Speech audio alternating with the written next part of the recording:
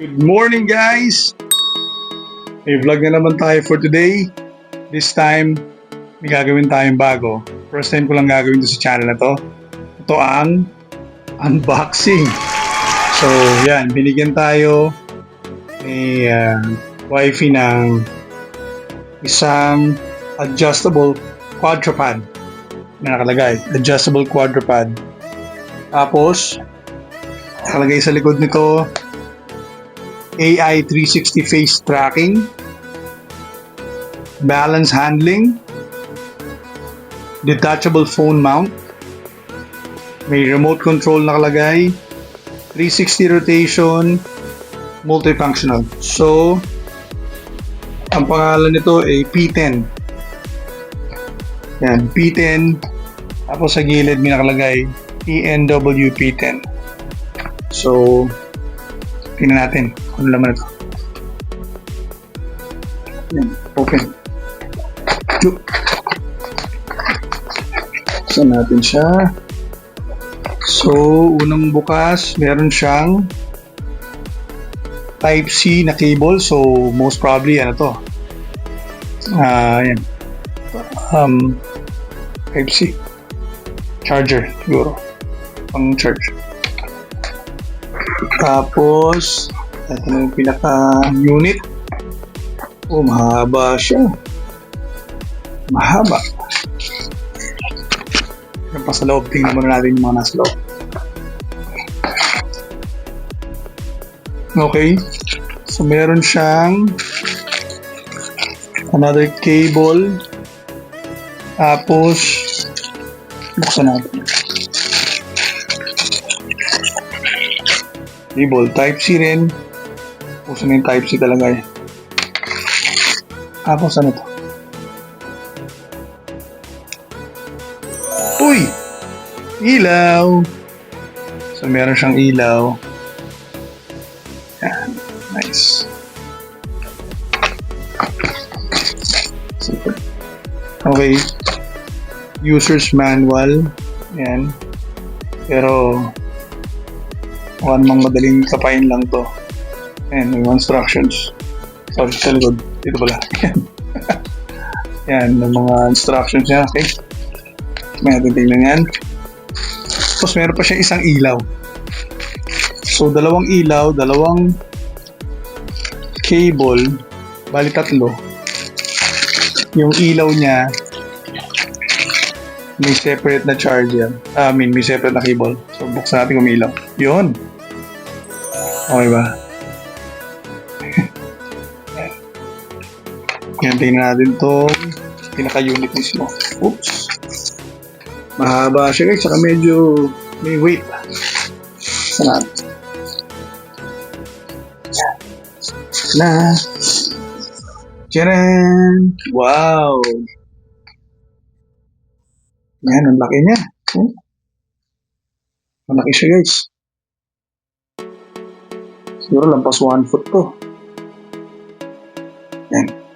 So dito, meron siyang detachable na remote, sabi rin sa boxing natin. Oops. Yan. Detachable remote. Tapos ito siguro yung pang-balance something. Ano ba? Yan. Tapos meron siyang yan, pang-charge dito. Side. So baka yung pinaka-camera niya dito. Yan, dyan yung charging. Yung camera. Kumabayan ang camera niya. Yung face detection. Yan. Yan. Tapos, sabi, tripod. So, tingnan natin. Ano to? Okay. So, ito yung lagyan ng phone. So, may ikot siguro yun. Okay. Yan. Lagyan ng phone. So, tapos, kita natin. Okay. Yan siya. Bukan nga talaga ng phone. Ayun sa phone dito. Yeah. Oops. Subukan dito. Ano yung tsura?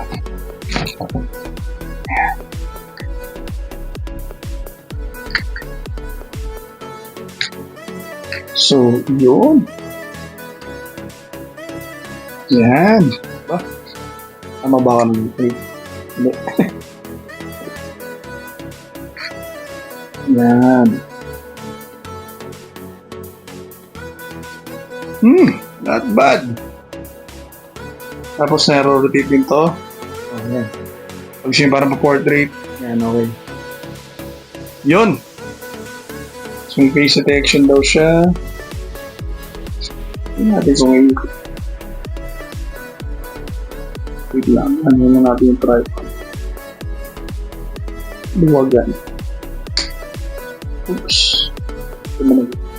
May lock pala siya. Meron siyang lock sa likod to. Unlock natin. Yan. Tingnan natin kung ngayon kung iikot na siya. On.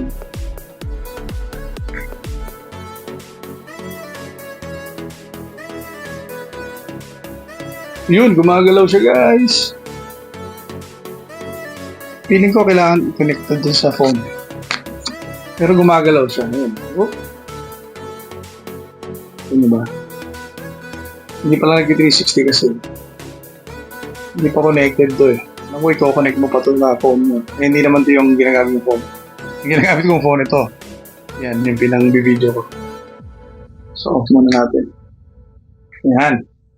So, magana. Tapos, yung tripod. Yan, dito.